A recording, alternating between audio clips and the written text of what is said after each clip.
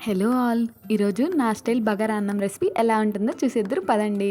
చాలా సింపుల్‌గా ఉంటుంది. ముందుగా ఒక పాన్ తీసేసుకొని 2 స్పూన్ల ఆయిల్ అలాగే 2 స్పూన్ల నెయ్యి వేసేసుకోవాలనమాట. తర్వాత బిర్యానీ ఆకు, దాల్చిన చెక్క, యాలక్కాయ, లవంగము, మిరియాలు, ఆనియన్స్, పచ్చిమిర్చి వేసేసుకొని లో ఫ్లేమ్‌లో బాగా కదుపుతూ బాగా ఫ్రై చేసుకోవాలి. ఇవి కొద్దిగా ఫ్రై అయిపోయిన తర్వాత జీలకర్ర, అల్లం వెల్లుల్లి పేస్ట్ వేసేసుకొని పచ్చి వాసన పోయేలాగా బాగా వేయించేసుకోవాలన్నమాట. ఇంట్లో ఉన్న పుదీనా, కరివేపాకు అలాగే కొత్తిమీర, మా దగ్గర కొత్తిమీర లేదు అందుకే కరివేపాకు వేసేసింది మా అమ్మ అయితే. ఏం కాదు, చాలా బాగుంటుంది. ఒకసారి ట్రై చేయండి మీరు కూడా.